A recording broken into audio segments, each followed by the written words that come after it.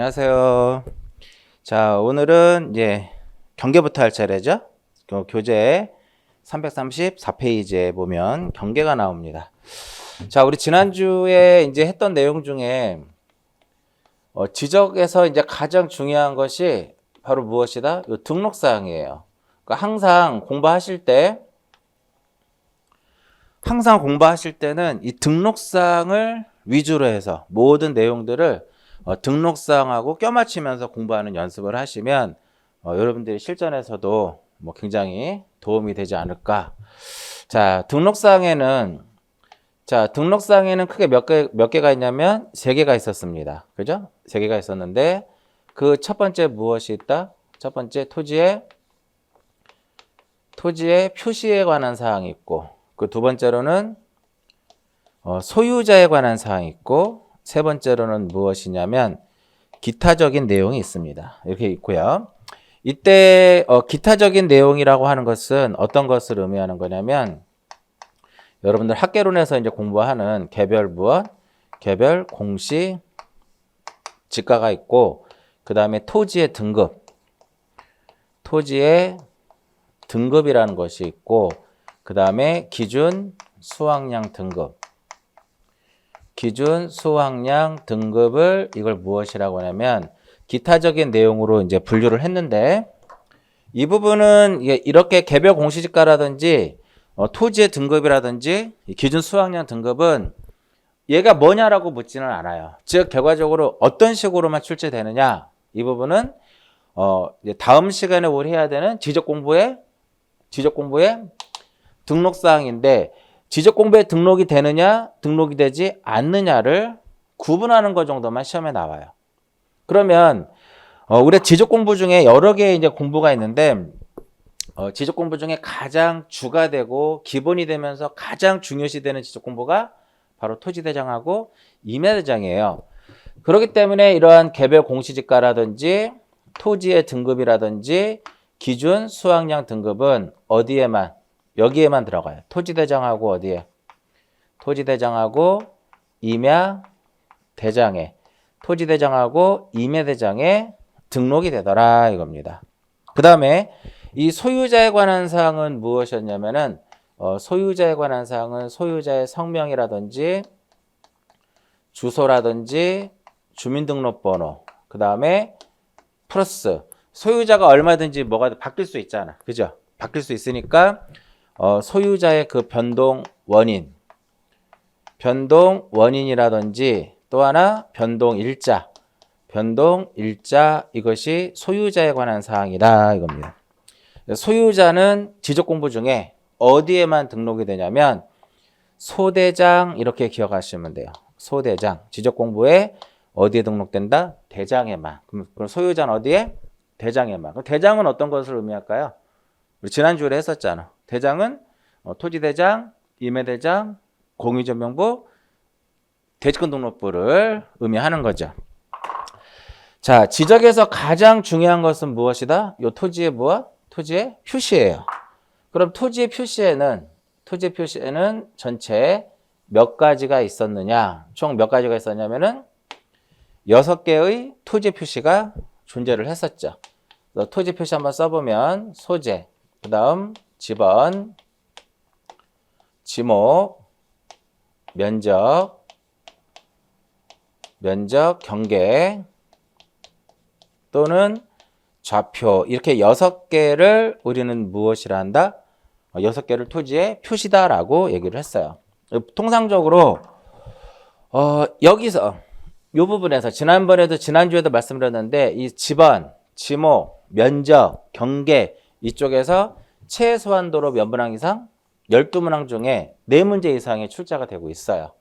지난주에 이제 지번하고 지목을 설명해 드렸는데, 간단하게 복습을 하게 되면 소재 지번은 어떻게 된다 했어요? 모든 지적 공부에 등록이 되는 거고요. 목은 어디에? 목도장에 등록이 된다 그랬어. 목은 어디에? 도장에. 그럼 여기서 도장을 이렇게 보게 되면 여기서 장은 무엇이다? 지적 공부 중에 장자만 들어가는 거. 뭐가 있어? 장자만 들어가는 거.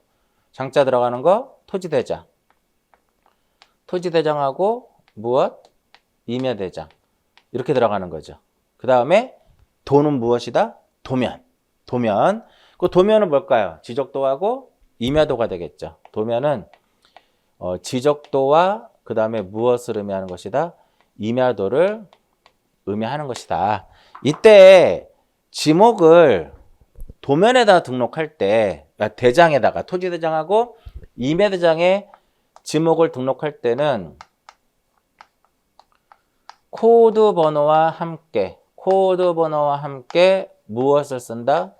코드 번호와 함께 정식 명칭을 쓰더라. 이렇게 되는 거예요. 자, 코드 번호를 사용하는 이유는 시험에 나오진 않지만 우리가 전산 처리가 용이해지는 거죠. 잡종지의 코드 번호가 28번이다. 그럼 28번은 당연히 무엇을 의미해요? 잡종지를 의미하는 것이고, 하천의 경우에는 코드 번호가 17번이에요. 이렇게 어떤 전산 처리를 위해서 코드가 만들어지는 거거든요. 만약에 잡종지다. 그럼 코드 번호가 몇 번? 28번이고, 잡종지의 당연히 정식 명칭은 무엇이다? 잡종지 이렇게 이제 표현이 되는 거고요. 지적도 임야도에는 코드 번호와 정식 명칭을 사용하지 않고 지적도하고 임야도에는 부호로서 등록을 하도록 되어 있죠. 부호로서 등록을 하는데 지목은 총 몇 개? 28개죠.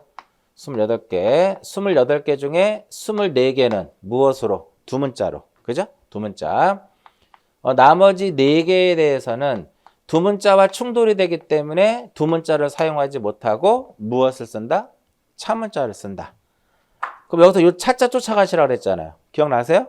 차장 천원. 차장 천원. 차장 천원 이렇게 보는 거죠. 주차장, 공장용지, 하천, 유원지. 이 4개는 두문자를 쓰지 못하고 차문자를 쓴다 이겁니다. 자, 이번 시간은 이제 뭘 봐야 돼요? 경계를 봐야 돼. 경계. 그러면 우리가 그 공부하실 때 가장 중요한 게 바로 뭐냐면 가장 중요한 게 목차예요. 목차. 그러니까 어떤 우리 지목을 공부한다. 또 지번을 공부한다. 경계를 공부한다. 또 면적을 공부하는 데 있어서 이 부분에서는 어떠한 내용들이 중요한지 중요하지 않은지. 그죠? 그럼 결과적으로 지목을 공부할 때 그 지목의 목차부터 먼저 기억을 하시는 거예요, 사실은. 근데 목차가 되게 중요하죠. 그런데 우리가 여러분들이 아시겠지만 알아야 목차를 정리를 하죠. 그죠? 그렇잖아요. 뭘 알아야 목차가 만들어지는 것이지 내용을 모르는데 목차를 만들 수가 없거든. 그래서 어느 정도 일정 공부가 이제 이루어지면 그 다음에는 일단 그 어떤 테마에서 만약에 지금 하는 경계다. 그 경계에서는 목차가 어떻게 정리가 돼야 되는지, 어떤 것을 공부를 해야 되는지를 목차를 써놓고 거기서 또 하나의 날개를 뻗고 또 거기서 날개를 뻗고. 그러니까 우리가 지금은 저희 영어 공부할 때는 꼬리를 무는 영어가 있었잖아요. 그죠? 이렇게 계속 꼬리에 꼬리를 무는 영어 해가지고 계속 이렇게 붙여가면서 공부를 했던 그런 시절인데, 마찬가지로 공부하실 때 그냥 무조건 책만 읽는 게 꼭 중요한 게 아니에요. 중요한 게 아니라 이러한 기본 입문서라든지 기본서에 나와 있는 내용들을 여러분 나름대로 잘 어떤 도회적으로 정리를 좀 하시고, 그래야만 그 단원의 어떤 목차도 쉽게 기억이 되고 공부할 때 아무래도 효율적으로 할 수 있다고 봐요. 그래서 경계에서는 어떤 것들을 봐야 되는 거냐면, 경계란 무엇이냐? 경계의. 그 다음에 경계를 설정할 때 경계의 설정 원칙. 그 다음에 지상경계 기준. 지상경계 기준을 어떻게 할 것이냐. 그 다음에 지상경계점 등록부. 지상경계점 등록부.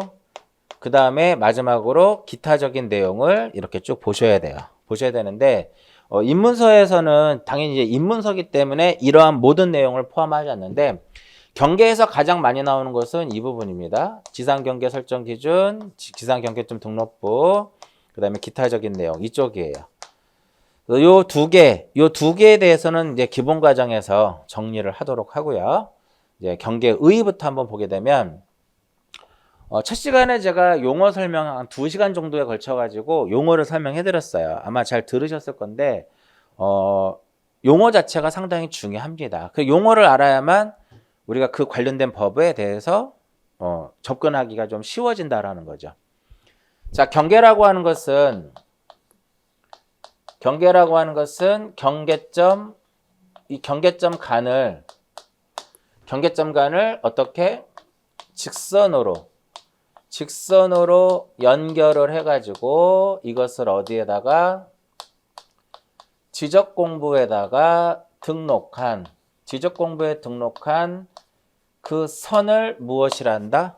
이것을 경계다라고 얘기를 합니다. 그럼 여기서 이제 복습하는 차원에서 경계점이라는 게 뭘까요? 경계점. 자, 지난번에도 말씀드렸듯이 지금 경계하고 있는 건데 경계와 경계점은 다릅니다. 그죠? 왜 달라요? 경계는 선이란 말이에요. 선과 점은 다른 거잖아. 선과 점은 다르잖아요. 그 점과 점을 연결하면 그게 뭐야? 점과 점을 연결하면 그게 선인 거예요. 그래서 경계점이라고 하는 것은 필지를 구획하는, 되게 중요합니다. 이게 필지를 구획하는 선의 굴곡점, 굴곡점을 무엇이라 한다? 경계점이라고 그래요. 그럼 경계점을 우리가 어떻게 나타낼 것이냐? 그림으로 그릴게요. 지적도라든지 임야도에서 이렇게 쓰면 요 점이 바로 뭐가 되는 거야? 경계점이 되겠죠. 지적도라든지 임야도에서 어떻게 도해의 형태로서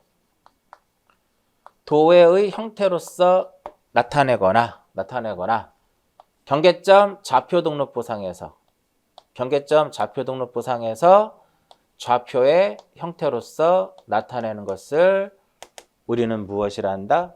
경계점이다라고 얘기를 해요. 경계점. 그러면 요 경계점하고 경계점을 어떻게 연결을 해요? 직선으로 연결한다. 이렇게 직선으로. 그럼 시험에 어떻게 나오면 틀려요? 당연히 곡선이다라고 나오면 틀리겠죠. 경계가 곡선이면은요, 굉장히 소유권의 분쟁이 굉장히 많이 발생할 수밖에 없죠. 자기가 그리는 대로 경계가 되는 거니까. 그래서 우리 법에는 경계가 곡선인 경우에는 직선에 가깝도록 경계를 우리가 하도록 되어 있어요. 거기까지 여러분들 시험 안 나와요. 그래서 직선을 연결해서 지적 공부에 등록한 선을 말하는데, 우리가 지적에서 말하는 경계는 제 용어할 때 설명해 드렸듯이 무슨 경계예요? 지적에서 말하는 경계는 무슨 경계다? 도상 경계입니다. 즉, 경계는 등록이 되는데 어디에 등록이 돼요? 도면에만 등록이 되는 거야. 경계는 어디에만? 도면에만. 좌표 아니에요? 경계는 어디에만? 도면에만. 근데 대부분 제가 이렇게 물어보면 경계 어디에 등록될까요? 그러면 처음 공부할 때 자기도 모르게 경계점 좌표 등록부요라고 대답하시는 분들이 생각보다 많아요. 그건 이제 자기도 모르게 나오는 거지, 그냥. 왜 경계는 어디에만? 도면에만. 경계점이라고 경계랑 다르다 그랬잖아요. 경계는 어디에만? 도면에만. 그럼 여기서 도면은 무엇일까요? 도면은 지적도와 무엇을 의미하는 것이다? 지적도와 임야도를 의미하는 것이다 이겁니다. 지적도와 임야도를 의미하는 것이다. 제가 지난주에 어떤 얘기를 여러분들한테 해드렸냐면, 수업을 들어서 충분히 이해하고 암기할 수 있는 것들은 수업 시간에 하고, 그죠? 거기서 안 되는 거는 좀 복습도 하고 강의도 한번 들어보시라고 말씀드렸어요. 자, 이제는 도면은 지적도 임야도라는 거를 어느 정도 알 수 있지 않을까? 뭐 개인적인 생각이긴 하지만 이해하셨나요? 그러니까 도면을 시간을 투자해서 막 써가면서 외울 필요 없는 거죠. 아, 도면이라 하면 지적도와 임야도가 있구나. 대장이라 하면 토지대장, 임야대장, 공유조명부, 대지권등록부가 있구나. 다음 시간에 다시 한번 나올 거예요. 이렇게 해서 이제 경계가 이렇게 들어가는 겁니다. 그리고 또 하나 예전에 시험에 나왔던 문제가 뭐냐면은 이렇게 필지가 이렇게 있으면 요 필지와 요게 필지죠. 이것도 필지고 어차피 토지의 등록 단위를 우리는 무엇이란다? 필지다라고 얘기를 하죠. 필지와 필지를 구분하는 선, 필지와 필지를 구분하는 선, 이것도 무엇이다? 이것도 역시 경계가 되는 거예요. 필지와 필지를 구분하는 선, 이것도 무엇이다? 경계, 이렇게 됩니다. 자, 이제 의의에 대해 설명드리고, 설정 원칙은 시험에 잘 나오지 않습니다. 설정 원칙은 시험에 거의 출제되지 않은데 직선이라는 것만 하나 딱 기억하시면 돼요. 한번 설정 원칙 한번 설명해 드릴게요. 도면 이렇게 있습니다. 잘 안 나온다고 말씀드렸어요. 설정 원칙. 왜 설정 원칙을 잘 안 나오냐면 법조문에 설정 원칙이 없거든요. 그러니까 우리가 공간 정보의 구축 및 관리 등에 관한 법률은 오로지 법조문에 있는 것만 시험에 나와요. 법조문에 있는 것만 시험에 나옵니다. 이게 경계죠. 경계는 토지의 표시이다. 맞나요? 경계는 토지의 표시이다. 맞죠? 그럼 이 토지의 표시는 누가 정하냐면 국가가 정해요. 토지의 표시는 누가 정한다? 국가가 정해요. 그걸 무슨 주의라 그래요? 이것을 국정주의다라고 얘기를 하는 겁니다. 그리고 여기서 가장 핵심이 직선이라 그랬죠. 여기 경계점이고 필지를 구획하는 선에 굴곡되는 점. 이게 무슨 점? 경계점. 이것도 경계점. 경계점과 경계점을 직선으로 연결한 것을 우리가 경계라고 했으니까 경계 무슨 주의? 경계 직선주의다 이렇게 얘기를 해요. 그리고 곡선이라고 나오면 틀려요. 그러니까 이 부분을 곡선이라고 나오면 틀린다. 이것만 체크해서 보시면 됩니다. 아시겠죠? 그리고 경계는요. 이쪽 필지와 이쪽 필지를 구분하는 선으로서 오로지 몇 개만 존재한다? 경계는 한 개만 존재하는 거예요. 경계가 이렇게 두 개가 존재할 수는 없잖아. 오로지 경계는 몇 개만 존재한다? 한 개만 존재하고 길이와 위치만을 가져요. 이 폭을 가지지 못해. 그렇기 때문에 경계는 나눌 수가 없어요. 그러한 원칙을 무엇이라 한다? 경계 불가분의 원칙. 경계 불가분의 원칙 이렇게 표현을 하고요. 그 다음에 마지막으로 하나. 어떠한 이 경계 자체가 600분의 1의 축척이 600분의 1 도면에도 등록이 되어 있고 이게 만약에 1200분의 1에도 등록이 되어 있으면 우리가 보통 1200보다는 600을 더 큰 축척이라고 그래요. 대축척이라고 하죠. 훨씬 더 정밀도가 얘가 더 좋습니다. 그래서 어떠한 경계가 서로 다른 도면, 축척이 서로 다른 도면에 등록되어 있다. 그럴 때는 무엇에 따른다? 큰 축척의 경계를 따른다. 이게 바로 무엇이다? 축척 종대 원칙이에요. 이러한 원칙을 무엇이라고 하냐면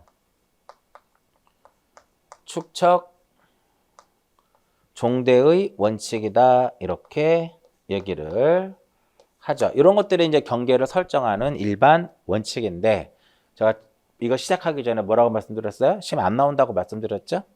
안 나와요. 만약에 나오면 제가 수업 시간에 해드렸으니까 뭐 제가 이제 무조건 안 나온다는 소리 안 합니다. 근데 무조건 안 나온다는 소리는 안 해요. 왜냐면 그러다가 나와버리면 내가 온통 다 뒤집어 써야 되는 거잖아, 제가.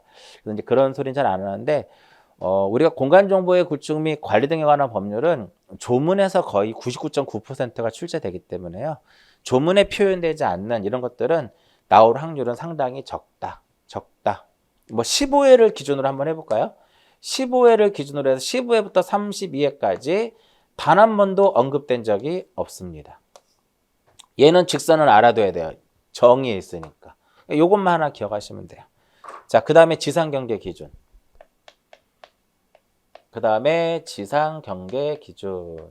시험에 잘 나오죠? 경계에서 지금까지 기출문제를 분석을 해보면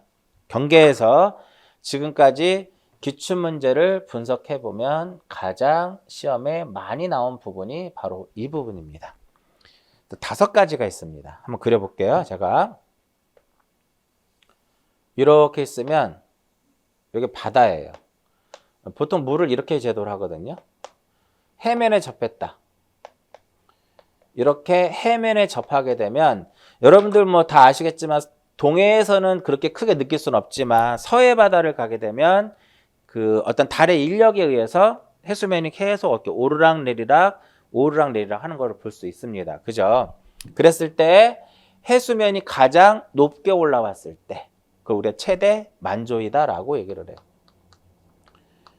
이것을 최대 만조위 최대 만수위 이렇게 최대 만조. 그래서 우리가 해면에 접했을 때는 어디를 경계로 해요?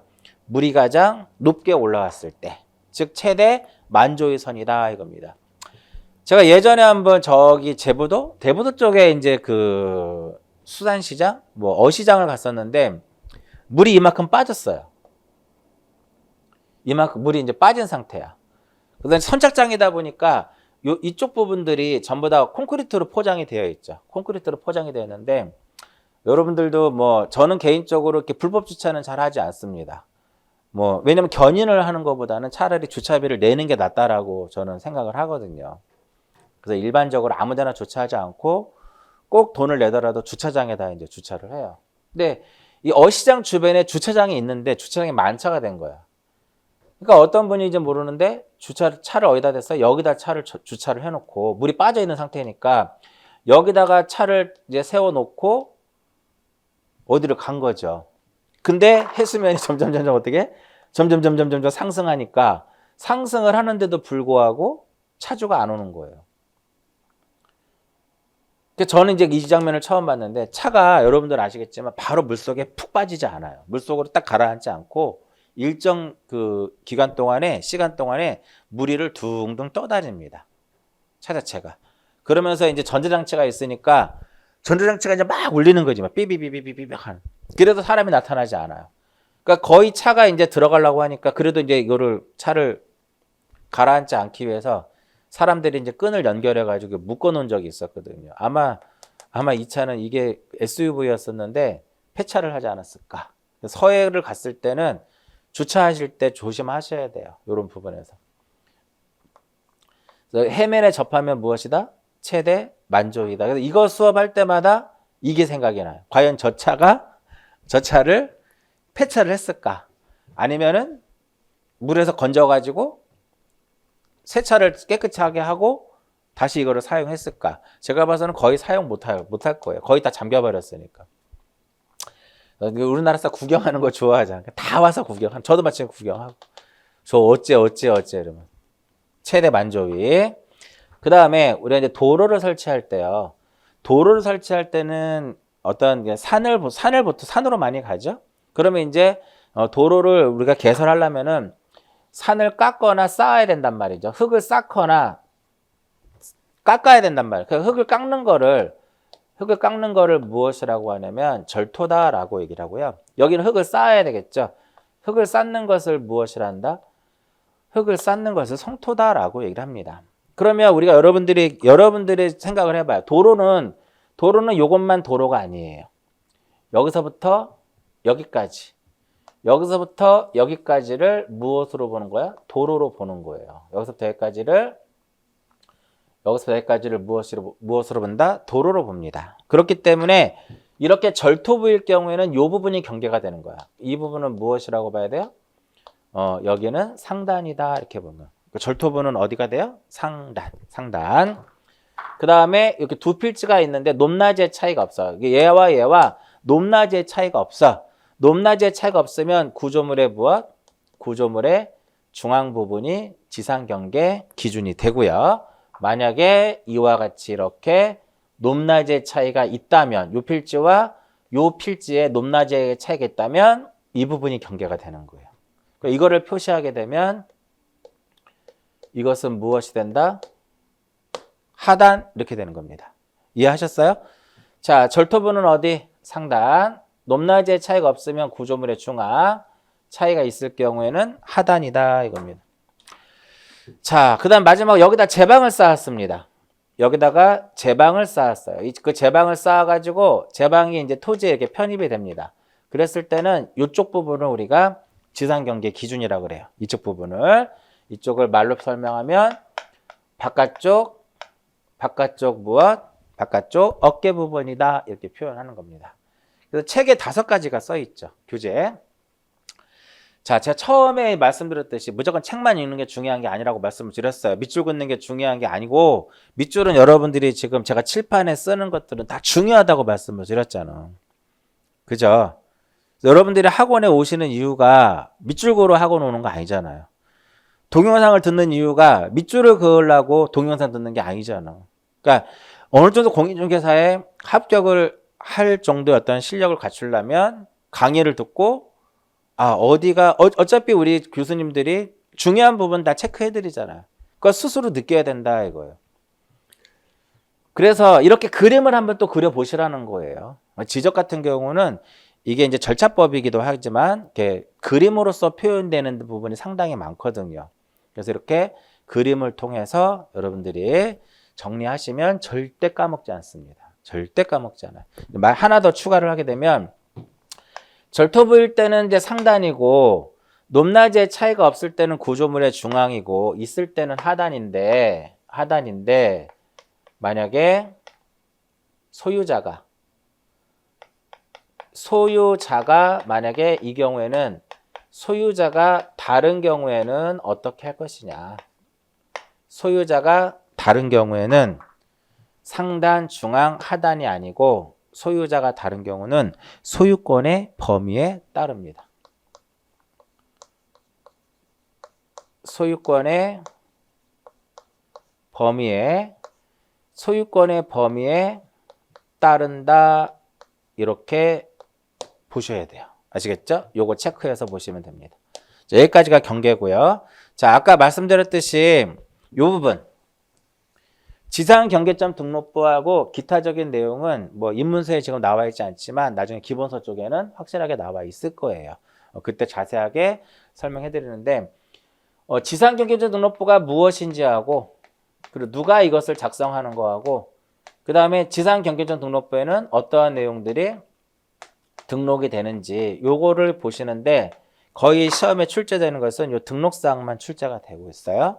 기타에서 하나만 보게 되면 이렇게 한 필지가 이렇게 존재했을 때 건물이 이렇게 있습니다. 이렇게 있을 때 토지 소유자가 A예요. 근데 이 토지를 분할을 하는데 분할을 딱 하는데 건축물에 걸려서는 안 되거든요. 그래서 분할에 따른 지상 경계는 건축물에 걸려서는 안 돼요. 근데 예외적으로 해주는 경우도 있거든요. 이제 그러한 부분들을 우리가 추가적으로 공부를 하자 이렇게 되는 겁니다. 자, 여기까지가 이제 경계에 대한 가장 기본적인 내용인데 가장 여기서 두 가지만 보시면 돼요. 다시 한번 무엇과 무엇을 보자? 지상 경계 기준하고 의의만 보자 이거예요. 설정 원칙 공부하다 보면 또 자연스럽게 알 수 있는 그런 내용이고요. 그 다음에 이제 면적을 봅니다. 역시 마찬가지로 면적에서는 우리가 어떠한 내용들을 공부를 해야 되느냐 이걸 체크해야 되겠죠. 면적이란 무엇이냐 그리고 면적 측정 대상 이제 측정 대상이 나왔으면 면적을 어떻게 측정할 것이냐 측정 방법 그 다음에 이제 면적을 이제 무엇을 해야 돼? 등록을 해야 되겠죠. 면적을 등록을 하는데 등록을 하기 위해서는 단수 처리를 해야 돼요. 등록을 하기 위해서는 뭐가 필요하다? 단수 처리가 필요하더라. 그 다음에 이제 기타적인 내용들을 이렇게 보시면 돼요. 입문 과정에서는 여기서 이제 측정 방법은 빠져 있는데 출제의 어떤 빈도를 봤을 때는 면적에서는 이 부분 측정 대상 그 다음에 등록을 위한 면적을 등록을 위한 단수 처리 이 부분이 가장 중요합니다. 이 두 개의 부분이 이쪽 두 개가 가장 중요한 부분이다. 이렇게 보시면 돼요. 교재에 보시면 면적의 의의가 나오는데 면적이라고 하는 것은 자 토지의 등록 단위를 뭐라 그래요? 토지의 등록 단위를 필지라고 하죠. 토지의 등록 단위를 필지다라고 얘기를 합니다. 면적이란 무엇이다? 필지의 넓이를 무엇이라 한다? 면적이라고 하는데 이것은 무슨 면상의 수평면상의 넓이를 말한다 이겁니다. 그래서 면적이란 지적 공부에 등록된 필지의 수평면상의 넓이를 얘기한다 이겁니다. 그러니까 지난번에 용어할 때도 말씀드렸듯이 이렇게 토지가 경사가 있어도 실질적으로 공부에 등록되는 것은 수평면에 투영된 거리거든요. 요렇게 요 길이가 등록이 되는 거예요. 그러니까 만약에 이 경사거리가 등록이 되면 계곡 사시면 돼요. 계곡 밑이 안 보이, 끝이 안 보이는 계곡을 사시면 면적 엄청 크잖아. 경사거리 가지고 면적 구하게 되면. 말도 안 되는 거죠. 그래서 이렇게 경사면상이다. 그 다음에 지표면상이다. 이렇게 나오면 다 틀린 지문들입니다. 반드시 뭐가 떠야 돼요? 이렇게 수평 이렇게 되는 겁니다. 자, 면적 지정 대상이 나오죠. 면적 지정 대상 이렇게 나오는데 한 6가지 정도 나와 있는데 이 부분은 제가 봐서는 지금 입문 과정에서는 여러분들이 이해하기 좀 어려워요. 시간이라고 써놨죠. 시간. 즉 시간이 무엇 해준다? 얘는 시간이 해결해 줍니다. 시간이 해결해 준다. 자, 이 부분이 조금 이해하기 좀 어려울 수는 있어요. 그러니까 이렇게 생각하시면 돼. 세부 측량을 하게 되면 우리 여기에는 빠져 있는 세부 측량을 무엇하게 되면 세부 측량을 실시하게 되면은 필지마다 세부 측량을 실시했을 때는 필지마다 면적을 무엇을 해야 된다? 측정해야 된다. 이게 면적 측정 대상이냐 아니냐를 골라주는 기준이에요. 기준. 다시 세부 측량을 실시를 하게 되면 토지의 등록 단위를 무엇이라 그래요? 토지의 등록 단위를 필지라고 하죠. 필지마다 면적을 무엇을 해라? 측정을 해라. 이렇게 되는 겁니다. 그럼 이제 세부 측량이라는 게 좀 이제 생소하잖아. 세부 측량. 제가 용어할 때 설명을 해드린 것 같은데, 우리의 지적 측량은 기초 측량이라는 것과 무엇으로 나눠지냐면, 이거 좀 어려워요. 기초 측량이라는 것과 세부 측량으로 나눠집니다. 기초 측량이라고 하는 것은 뭐냐? 측량할 때 뭐가 필요해요? 기준점이 필요하죠. 그 기준점을 정하기 위해서 실시하는 거. 지적 기준점을 정하기 위해서 실시하는 것을 무엇이란다? 이거를 기초 측량이다라고 얘기를 해요. 그러면 이러한 기준점을 기초로 해가지고 경계와 좌표와 면적을 정하기 위해서 실시하는 측량을 무엇이라고 하냐면 세부 측량이다 이렇게 얘기를 해요. 그러면 여러분들 지적 측량 기초와 세부 측량으로 나눠지는데 생각을 한번 해보세요. 기초 측량이 더 정확해야 될까요? 세부 측량이 정확해야 될까요? 기초 측량이 더 정확할까요? 세부 측량이 더 정확할까? 대부분 세부 측량이라고 얘기를 한단 말이에요. 아니에요. 기초 측량이 더 정확해야 돼. 기준을 정하는 거잖아. 기준을 가지고 또 나머지 측량하는 게 세부 측량이란 말이죠. 국가의 기준점이 흔들려 버리면 아무리 그것을 가지고 세부 측량을 한들 다 틀려지는 값을 얻는 거기 때문에 기초 측량이 엄청 정확하고요. 측량 단가도 엄청 셉니다. 대부분 이제 중개사 강의하시는 분들이 측량 쪽 부분은 잘 몰라요. 그래서 이제 뭐 잘못된 내용들을 설명하는 부분이 있는데, 뭐 제 양력에도 나와 있지만 제가 32살 때 이 자격증을 땄어요. 뭐 아시는 분들은 아시지만 잘 모르시는 자격증, 측량 및 지형 공간 정보, 제가 잘 얘기를 안 하는데 측량 및 지형 공간 정보 기술사 자격증을 제가 32살 때 땄어요. 측량과 관련된 내용이라 하면 저를 절대적으로 믿으시면 돼요. 근데 제가 기술사잖아. 기술사. 공인중개사도 취득을 했죠. 공인중개사. 공인중개사는 언제 취득을 했냐면 29회 때 중개사를 취득을 했습니다. 29회 때. 그래서 장롱이 있어요. 써먹지 못하고 그냥 장롱에 있는데 29회 때 저도 취득을 했어요. 그래서 여러분들의 심정을 대충 압니다. 어떻게 공부를 해야 되고 얼마만큼 힘들고 그런 저도 과정을 거쳤기 때문에. 근데 저는 이제 공시 과목을 이제 수업을 하다 보니까 2차 과목을 좀 수월하게 공부를 했어요. 어차피 세법은 저는 공부 안 했고 세법 교수님이 들으시면 좀 그러지만 세법은 안 했습니다. 안 하고 등록세 정도만 이제 공부를 해서 찍어서 한 3, 4개 정도 맞고 공시법은 다 24개는 다 맞는 거고 공법하고 중개사법 위주로만 이제 해서 1차만 먼저 패스해 놓고 2차를 이제 봤죠. 29회 때 취득을 했습니다. 그래서 세부 측량, 그래서 보면 세부 측량이라고 하는 것이 경계와 좌표와 면적을 정하는 게 무슨 측량이에요? 세부 측량이에요. 그래서 여기 써 있는 게 세부 측량을 실시를 하게 되면 필지마다 면적을 무엇해라? 측정해라. 이렇게 표현이 되는 겁니다. 이해하셨나요? 자, 그러면 좀 쉽게 이렇게 볼게요. 입문과정이니까. 측량이라고 하는 것은 뭐예요? 뭘 재는 거잖아요. 그죠? 뭘 재는 거야. 각도 재고, 거리도 재고, 면적 특정하고, 높이도 재고, 측량하는 거거든요. 측량을 하면 면적을 측정하고, 측량하지 않으면 면적을 측정하지 않는다. 이렇게 보시면 돼요.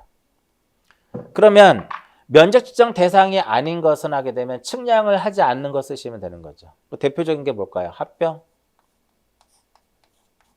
합병이라고 하는 것은 두 필지 이상의 토지를 하나로 이렇게 합치는 것을 무엇이라 한다? 합병이에요. 그럼 합병할 때는 왜 측량을 할 필요가 없느냐? 합병으로 인해서 불필요한 경계를 무엇하면 돼요? 합병으로 인해서 불필요한 경계를 말소하면 되는 거고, 이쪽에 있는 필지의 면적이 10이고 이쪽에 있는 필지의 면적이 20이면 여기는 별도의 면적을 측정하지 않고 두 개를 무엇하면 되기 때문에 이 두 필지의 면적을 그냥 합산하면 끝나는 거기 때문에 별도의 뭐를 측정하지 않는다? 면적을 측정하지 않습니다. 왜? 합산하면 되니까. 그리고 지목 변경. 지목 변경. 지목 변경이라고 하는 것은 뭐냐면 필지가 이렇게 있으면 여기에 10일에 만약에 전이라고 써 있다. 그럼 만약에 지목이 대로 바뀌면 얘를 두 줄로 지우고요. 위에다가 뭐라고 써? 이렇게 위에다가 대 이렇게 쓰는 겁니다. 이걸 우리가 지목 변경이라고 그래요. 그 지목은 토지의 용도가 바뀌는 거니까 그 용도가 바뀐다고 해서 경계가 바뀌지 않는다 이거죠. 따라서 지목 변경일 때는 면적을 측정하지 않고요. 그 다음에 위치 정정.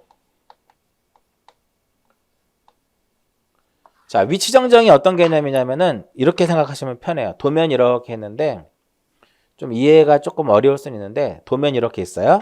여기에 한 필지를 딱 등록을 했습니다. 근데 등록을 잘못 등록한 거야. 등록을.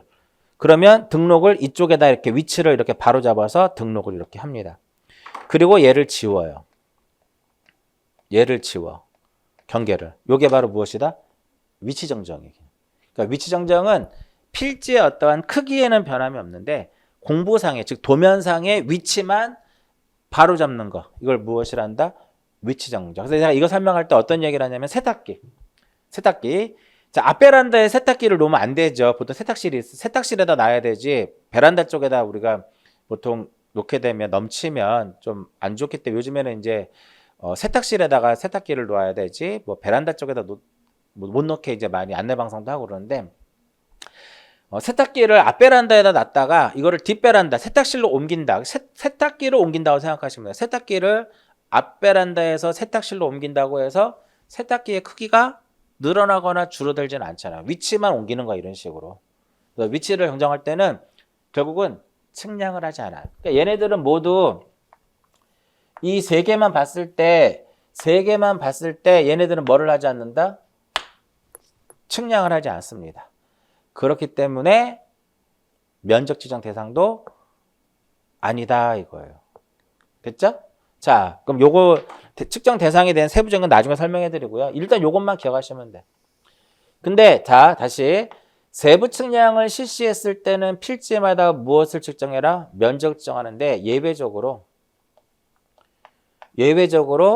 그런 세부 측량을 하더라도 면적을 측정하지 않는 것이 있어요. 그게 바로 경계복원 측량하고 지적 현황 측량이에요. 경계복원 측량. 경계복원 측량과 그 다음에 무엇이다? 지적 현황. 경계복원 측량과 지적 현황 측량은 세부 측량을 하잖아요. 그럼에도 불구하고 면적을 측정하지 않습니다. 그래서 복현이 없다 이런 식으로도 많이 외워요. 예전에 제가 회사 다닐 때 우리 그 여직원 이름이 복현이었어요. 정말이에요. 복현. 요거 설명할 때마다 이제 그 여직원이 생각이 나는데, 복현이 없다 이렇게 기억하시면 돼요. 복현이 없다. 그 얘네들은 경계복원 측량은 경계복원하고 현황 측량은 이제 왜 면적을 측정하지 않냐면 이미 우리가 경계가 도면상에 등록이 된 상태예요. 도면에 등록이 된 상태인데 제가 만약 어떠한 필지를 우리가 이제 하나 샀다. 그러면 경계가 실제 현장에 가면 경계가 눈에 보이지 않죠. 왜 경계가 눈에 안 보여요? 우리 지적에서 말하는 경계는 도상 경계란 말이에요. 그러니까 이제 내 사는 입장에서는 궁금하잖아요. 진짜 경계가 어디이고 경계가 어디인지를 궁금하니까 한국국토정보공사에게 의뢰를 합니다. 이 필지에 대해서 경계를 좀 복원해달라고 의뢰를 하게 되면 공사 직원이 나와가지고 한 2시간 정도면 몇 개 다 박아. 이렇게 땅땅땅땅 박으면 그게 바로 뭐야? 경계 복원 측량. 그리고 이제 가버려요. 간단 말이에요, 그냥. 그러니까 경계복원 측량은 이미 경계가 등록된 상태예요. 근데 경계가 궁금하거든. 그래서 다시 현장에다가 실제 경계에다가 측량을 해가지고 말뚝을 박아주는 것이 끝나는 거기 때문에 면적을 측정할 이유가 없는 거죠. 나중에 뒤에 이제 경계복원 측량하고 현황할 때도 면적 측정을 수반하는 경우도 있거든요. 그럴 때는 측정을 합니다. 근데 단순히 어떻게 경계복원, 지적현황 이렇게 나오면은 면적을 측정하지 않는다. 이렇게 기억하시면 되겠고요. 그 나머지 이제 여러분들 뭐 복구, 신규 등록, 등록 전환, 분할, 축적 변경, 지적 확정 측량 모두 세부 측량입니다. 그래서 세부 측량을 실시했을 때는 필지마다 면적을 무엇하자? 측정하자 이겁니다. 그러니까 측정을 해가지고 등록을 합니다. 등록을 해요. 면적은 어디에만 등록된다? 면적은 어디에만? 장에만. 자, 면적은 어디에만 등록이 돼요? 면적은 장에만 등록이 되더라 이겁니다. 그럼 여기서 장은 뭘까? 여기서 장은 뭘까요? 장은 토지대장하고 임야대장을 얘기합니다. 여기서 장은 무엇을 의미해요? 토지대장하고 임야대장을 의미하더라 이겁니다. 공유전면부 대지등록부 아니에요. 여기서는 토지대장하고 임야대장에만 등록을 합니다. 이렇게 이제 면적을 측정을 해가지고 토지대장하고 임야대장에 무엇 하려면 등록을 하기 위해서는 뭐를 해요?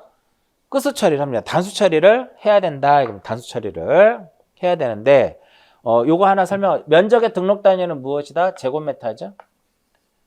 면적의 등록 단위는 무엇이다? 제곱미터. 우리 교재에 보면 2번에 면적의 표시라고 써 있잖아요. 제곱미터다. 이거 제곱미터. 1975년도까지만 하더라도 평이나 무단위로 등록을 했어요.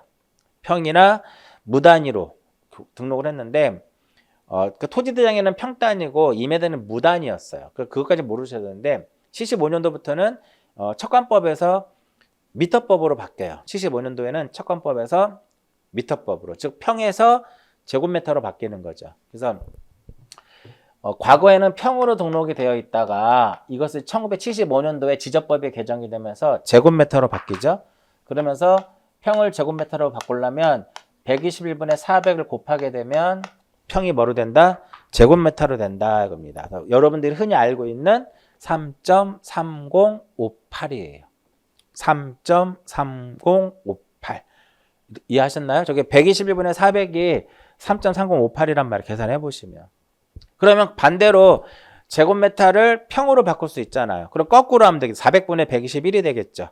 0.3025 이렇게 돼요. 상식. 자, 여러분들이 중개사업자를 취득을 하고 의뢰인이 왔는데 면적이 100제곱미터야. 대략 몇 평인가요? 그러면 잠깐만요 하고 버벅거릴 수는 없잖아. 바로 그냥 0.3025 곱하면 100제곱미터면 30.25평입니다 라고 얘기할 수 있어야 되는 거고, 반대로 100평이면 면적이 얼마 정도 될까요? 라고 하게 되면 330 정도 된다라고 얘기를 하게 되면 아무래도 이제 의뢰인이 좀 신뢰가 좀 가겠죠. 자, 그럼 뭐 보고요. 자, 이제 등록을 하게 단수 처리를 하는데 이 부분이 시험에 굉장히 출제 빈도가 어떻다? 상당히 출제 빈도가 높다. 이 부분은 지금은 조금 이해하기 어려워요.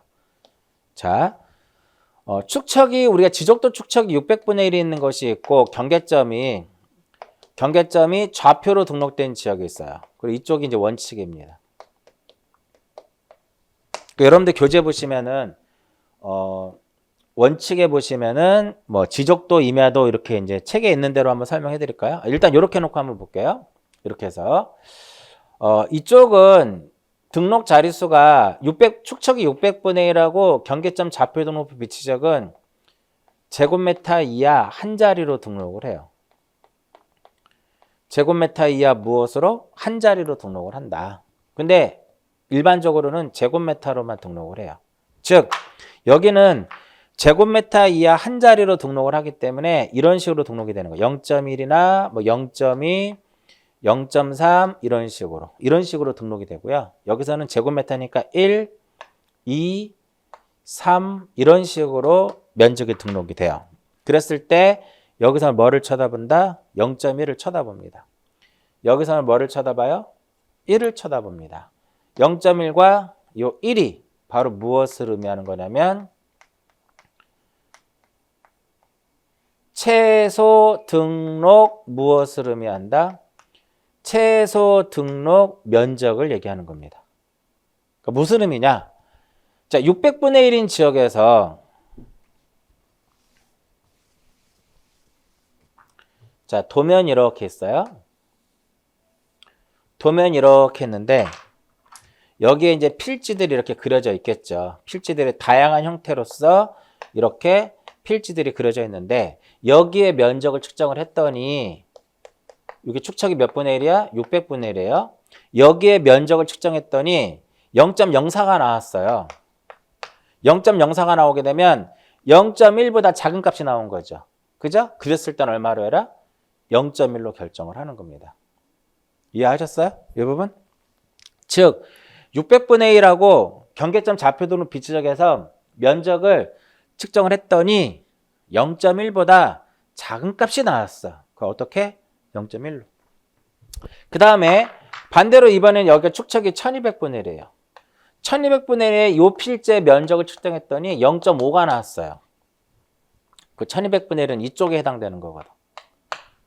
1보다 작은 값이 나왔네? 그럼 얼마로? 1로.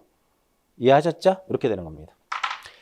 자, 그리고 이제 이 부분이 여기서 이제 조금 지금 처음 공부할 때는 이 부분이 되게 어려워요. 좀 이해도 잘 안 되고 헷갈리기도 하고 0.1 제곱미터 단위로 제곱미터의 한 자리로 하는 거니까 하나를 더 보는 거예요. 0.05를 만약에 무엇하면 초과를 했을 때 여기까지 등록하는 거거든요. 제곱미터 한 자리니까 제곱미터 한 자리 여기까지 등록하는 거잖아. 그 다음 수를 봐요. 그 다음 수가 5를 초과하면 올립니다. 올린다는 소리는 얘가 6, 7, 8, 9였다는 소리예요. 그럼 얘를 1이면 2로, 2면 3으로 이렇게 간다는 소리고 0.05 제곱미터 무엇이면 미만일 때 0.05 미만이라는 소리는 얘가 4, 3, 2, 1이었다는 소리죠. 그러면은 얘를 그냥 버리는 겁니다. 그러면 초과도 아니고 미만도 아닌 그러면 정확히 얼마이면 0.05가 되면 어떻게 될 것이냐 이거야. 0.05가 되면 어떻게 될 것이냐. 딱 걸쳤죠. 5에 딱 걸쳤죠. 그랬을 때 얘를 봅니다. 5 앞에 있는 숫자를 봐요. 이 5 앞에 있는 숫자를 봐가지고 이놈이 0이거나 무엇일 때 0이거나 짝수일 때는 그냥 무시해버립니다. 그러니까 0이면 0이고요. 2면 2인 거야 그냥. 4면 4가 되는 거고 그러나 이게 무엇이면 홀수일 경우에는 그때는 어떻게 해라? 올려줘라 이렇게 올려줘라 이겁니다. 자, 얘가 만약 0.15예요. 걸쳤죠? 홀수죠? 얘가 2로 결정이 되는 겁니다. 이해하셨죠? 만약에 뭐 14.25예요. 걸쳤죠? 앞에가 짝수죠? 그럼 얘를 그냥 버리는 겁니다. 이렇게 되는. 이렇게 단수 처리하는 방식을 5사 5입 방식이다라고 얘기를 합니다. 그래서 굉장히 이 단수 처리하는 부분이 시험의 출제 빈도가 상당히 높다 이렇게 보시면 돼요. 최소 단위라고 했는데 책의 최소 단위가 아니에요. 최소 등록 면적이에요. 최소 단위가 아니에요. 최소 등록 단위로 봐야, 최소 등록 면적을 봐야 되겠죠. 즉 600분의 1하고 경계점 좌표 등록부 비치적에서 면적을 측정했을 때 0.1보다 작은 값이 나오면 얼마로? 0.1로 등록을 하고 저 지역이 아닌 나머지 지역에 대해서는 1보다 작은 값이 나왔을 때는 얼마로? 1 미만일 때 얼마로? 1로 이렇게 등록을 하는 겁니다. 그러니까 요 0.05, 0.05, 0.05 이거 설명해 드렸고 이쪽은 그러면 여기는 0.1이고 얘는 1이니까 이쪽은 단수 처리할 때 이렇게 보는 거죠.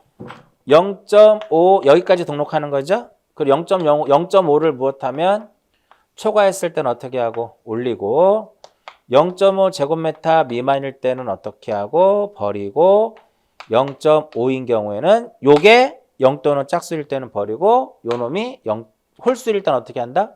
올린다. 이렇게 되는 거예요. 이렇게만 기억하세요. 자, 그러면 이제 교재에 있는 내용대로 제가 한번 축척을 설명해 드리면 교재의 내용대로 축척을 한번 볼게요. 자, 우리가 지적도의 축척은 7종이 있어요. 7종이 있는데 이거 어떻게 외우시냐면은 5 곱하기 6은 얼마야? 5 곱하기 6은 30이죠? 5 곱하기 6은 얼마야? 30이다. 이렇게 해서 7개를 만드시면 돼요. 500이 있고요. 500 다음에 1000이 있어. 600이 있어요. 600 다음에 1200이 있어요. 1200 다음에 2400이 있어요. 3000 다음에 얼마가 있다? 6000이 있더라 이겁니다. 5, 6, 30. 어렵지 않잖아. 5 곱하기 6은 얼마? 30. 그러면 지적도의 축척 7개가 자연스럽게 나오는 거예요. 이번에 시험에 나왔잖아요. 됐죠? 지적도의 축척은 몇 개가 있다? 축척은 총 7종류가 있는데 어떻게 외운다? 어떻게 외워요? 5, 6, 30이다 이겁니다. 그래놓고 한 번씩 써보시면 시간이 해결해 줍니다. 자연스럽게 알 수 있는 내용이고 반면에 임야도의 경우에는 임야도에는 2종이에요. 2종인데 3000하고 6000이 임야도예요. 그러면 지적도에도 3000분의 1, 6000분의 1이 있고 임야도에도 3000분의 1이 있고 6000분의 1이 있더라. 그래서 지적도와 임야도의 공통적인 축척은 3000, 6000입니다. 됐죠? 자, 그러면 이렇게는 공부하지 마세요. 500, 600, 1000, 1200, 2400, 3000. 공부가 되면 이렇게 하나, 둘, 셋, 넷, 다섯, 여섯, 일곱이잖아. 공부가 되면 이렇게 나열할 수 있는데 처음에 할 때는 이렇게 딱 기억하시면 돼요. 그러면 위로 올라갈수록 우리가 일명 뭐라고 얘기를 해요? 위로 올라갈수록 대축척이다라고 얘기를 합니다. 위로 올라갈수록 대축척이고, 그러니까 이 숫자가 작으면 작을수록, 이 수치가 작을수록 대축척이라 그래요. 대축척일수록 정밀도가 어때요? 정밀도가 높습니다. 그럼 어떠한 1200분의 1보다는 600분의 1이 필지의 경계를 나타낼 때 훨씬 더 정확하게 나타난다는 소리예요. 그러면 필지의 경계를 정확하게 나타난다는 소리는 그만큼 면적도 더 정확하게 측정을 할 수 있다는 거죠. 이해하셨어요? 그래서 얘를 자릅니다. 이렇게 자르는 거예요. 그래서 이쪽에 있는 것이 법에 따지면 무엇이다? 원칙에 들어가는 거고 이쪽이 바로 무엇이냐면은 이쪽에 600분의 예외 규정이 되는데 우리 보통 500분의 1이면은 500분의 1은 경계점, 좌표, 등록부. 축척이 500분의 1은요. 100% 경계점, 좌표, 등록부 비치지역입니다. 굉장히 정확도가 좋은. 우리가 예를 들어서 뭐 신도시 개발하면 확정 측량 하잖아요. 신도시를 개발하면 확정 측량을 하고 도시개발 사업을 하도 확정 측량을 하거든. 그럴 때 전부 다 경계점이 뭐로 등록된다? 좌표로 등록이 돼요. 다 500분의 1. 여러분들 일산 신도시라든지 저기 뭐 분당, 판교 다 도면 한번 떠보세요. 다 100% 500분의 1입니다. 500분의 1.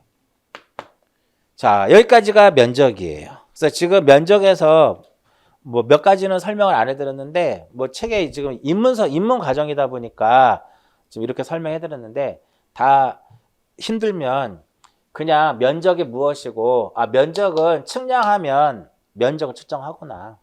측량을 하게 되면 면적도 측정해야 됐구나. 또 등록을 어디에다 해요? 장에다 등록하는구나. 여기서 장은 토지대장하고 임야대장을 의미하고 이렇게 등록을 하기 위해서는 면적 측정을 해서 단수 처리를 해야 되는구나. 근데 이 부분은 지금 좀 이해 안 되시더라도 나중에 기본 과정 들어가게 되면 다시 한번 예를 들어서 설명해 드릴 테니까 이렇게 해서 마무리 짓도록 할게요. 그래서 이번 시간은 딱 두 개를 했습니다. 무엇과 무엇을 했다?